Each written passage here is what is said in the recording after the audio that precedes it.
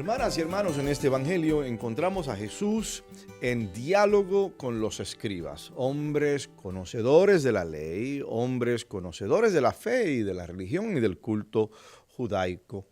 Y la pregunta que se le hace es una pregunta, en primer lugar, básica, o sea, ¿cuál es el primero de todos los mandamientos? Y como buen judío, todos los buenos judíos conocen ese mandamiento, pero a ojo cerrado.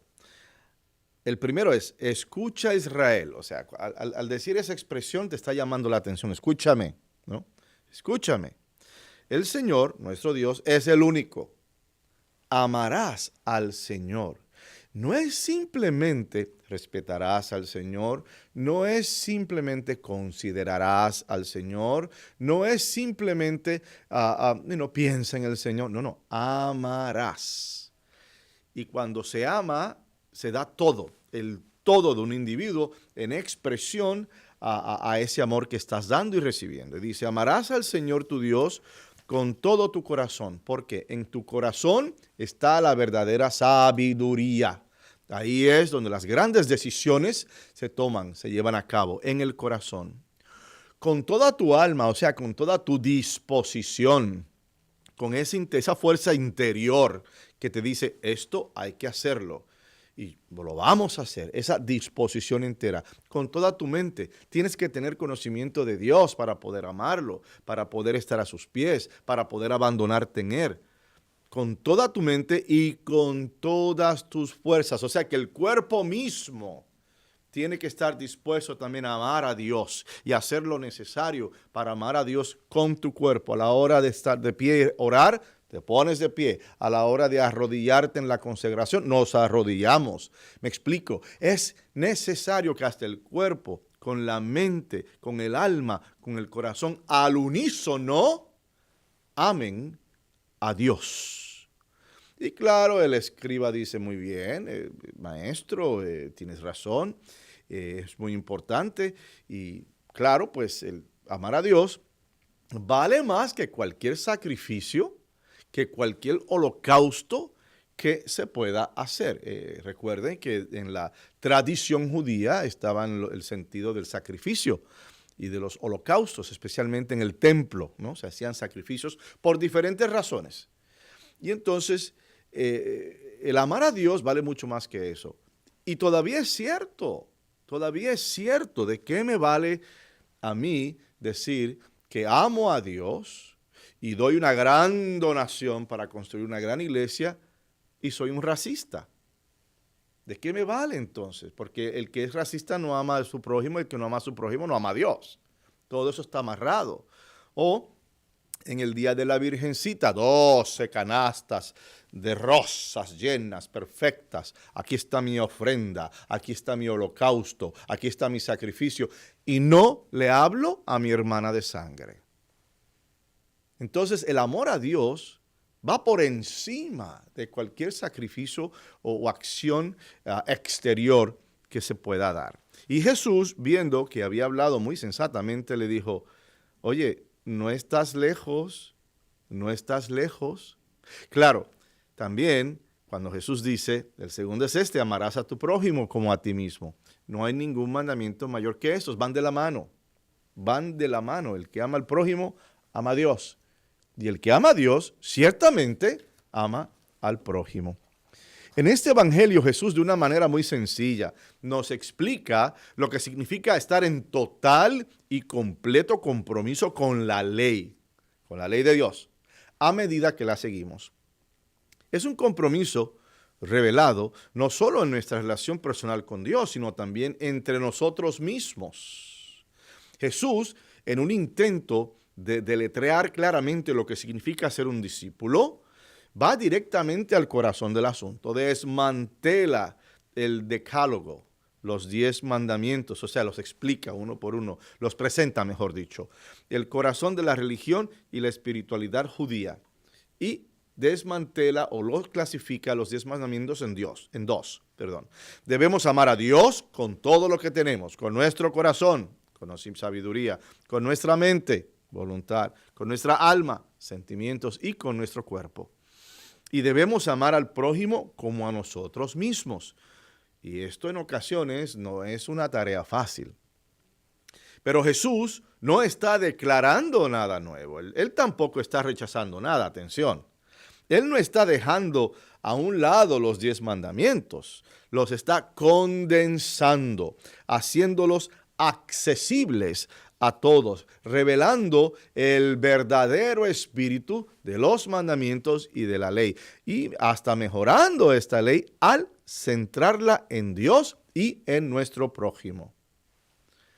Pero es interesante porque la pregunta clave que debemos de enfrentar es si el amor de Dios es evidente en el amor que tenemos por nuestro prójimo. Empezamos a dar por dado muchas cosas en nuestra vida.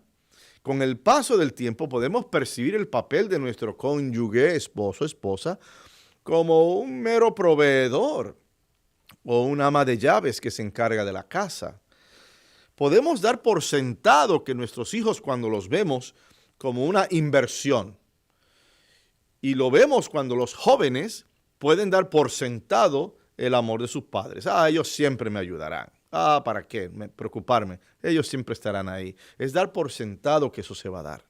Es el momento de tomar conciencia de aquellos que ignoramos y no tratamos como seres humanos. Y es interesantísimo porque en Cristo el concepto del prójimo se abre. Para el Antiguo Testamento, el prójimo de un judío era otro judío. Ese era mi hermano, ese era el próximo, ¿no? En mi familia, en mi raza, en mi existencia. Entonces, los mandamientos decían, sí, el prójimo también. O sea, esta expresión de amar a tu Dios y a tu prójimo no es nueva en Jesús, de Jesús, viene del Antiguo Testamento. Pero la gran diferencia es que en el Antiguo Testamento un prójimo era, para un judío, era otro judío. Tenías que ser bueno con los demás y ser amable con los gentiles y ser hospitalario con personas que no eran de tu fe y de tu código. Eso también lo dice. Pero el prójimo se concentraba más bien en otro. Viene Jesús y abre, descodifica ese concepto y abre ese concepto a judíos y no judíos, o sea, a los gentiles. Y de esa forma lo vemos hablando con paganos, la mujer sirofenicia. Lo vemos hablando con paganos, ¿verdad? El soldado romano que pidió un milagro. Lo vemos hablando con la cananea y así por el estilo. O sea, abriendo la puerta de esa nueva revelación, de esa nueva definición de lo que es un prójimo. Un prójimo es cualquier otra persona que esté de frente de ti. Ese es tu hermano, especialmente el que hace la voluntad de mi Padre. Y mostramos, hermanas y hermanos, nuestro amor a Dios a través de acciones definidas y deliberadas hacia aquellos que están en nuestras vidas. En la manera en que tú tratas a tu madrecita, en la manera en que tú tratas a tu jefe, a tu empleado, a tu esposo, a tus nietos, a tu vecino, en tu compañero de labores, en la manera en que tú los tratas a ellos, así mismo tú estás expresando tu tratamiento y tu amor hacia Dios. Si no podemos amar a los que podemos ver de frente, para afirmar que amamos a Dios es simplemente un servicio con los labios. ¿Cómo es posible que yo digo que amo a Dios, que no lo estoy viendo de frente? Claro, lo veo en Jesucristo, en la encarnación, lo veo en la hostia, etcétera, pero no está así de frente como ustedes y yo. ¿Y cómo es posible que yo diga que me llene la boca diciendo que veo a Dios y no veo a mi prójimo, no veo a mi hermano? Si el amor de Dios no es evidente en nuestro reino, en nuestro tiempo, en nuestro espacio, ¿dónde más puede serlo? ¿Dónde más podemos construir ese reino de Dios amando a Dios y al prójimo? El amor cristiano, hermanas y hermanos, consiste en salir de nuestra zona cómoda y alcanzar a los demás cuando alcanzamos a Dios. Mira qué hermosa esa imagen. Cuando alcanzas a Dios, estás alcanzando a los demás. Y cuando alcanzas a los demás, estás alcanzando a Dios. La primera consecuencia de esto es la comprensión de que el reino de Dios comienza aquí en la tierra.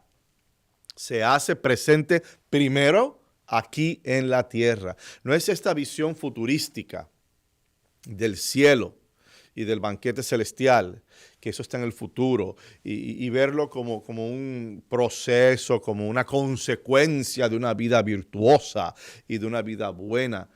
No, el reino empieza aquí. La vida de uno es el vestíbulo del reino de Dios, es el vestíbulo del cielo.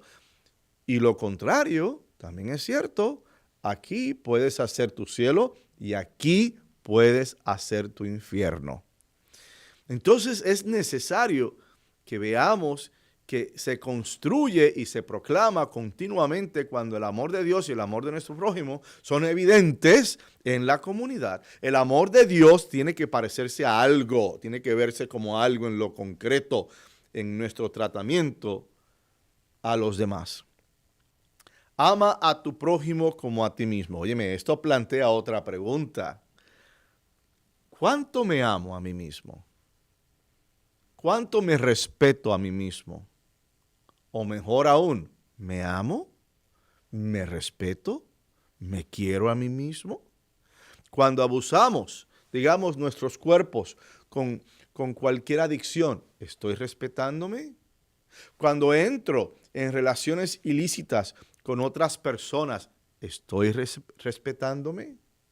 Cuando me hago daño a mí mismo, ¿me estoy respetando? ¿Me estoy amando?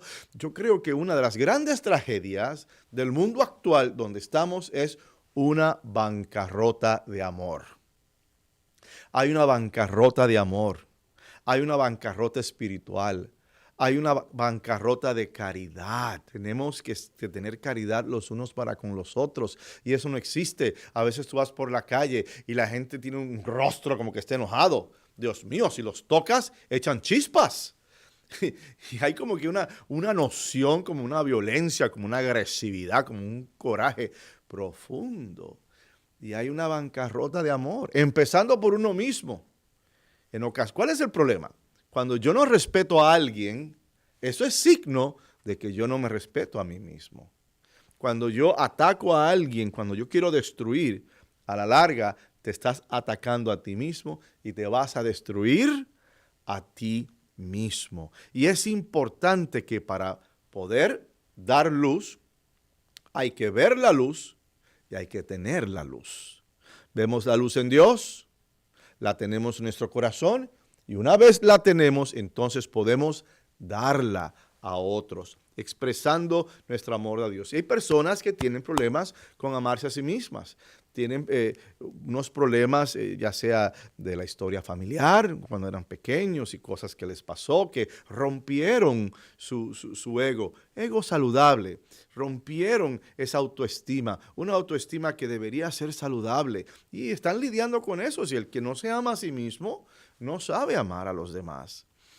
Es difícil amar a los demás si no nos amamos a nosotros mismos. Ahora, por esto yo no estoy diciendo un egocentrismo. Yo no estoy diciendo eso, porque el egocentrista lo que piensa es nada más en él. Ahora, el que se ama a sí mismo entiende que uno es una creación única y que uno como creación única tiene que respetar las otras creaciones únicas que hay en los demás. Esto lleva a una sensación de absoluta indignidad cuando no nos amamos, que puede ser limitante y paralizante. ¿Cuántas personas están sufriendo de abuso doméstico? ¿Por qué? Porque no se aman, no se entienden que son creaciones únicas y especiales. Debemos ver que somos la creación de Dios. Como he dicho anteriormente, somos hijos de la luz y a la luz debemos de ir. Paradójicamente, a menudo es en el reconocimiento del valor de otra persona donde encontramos el reconocimiento y el valor propio nuestro. Estamos llamados a amar.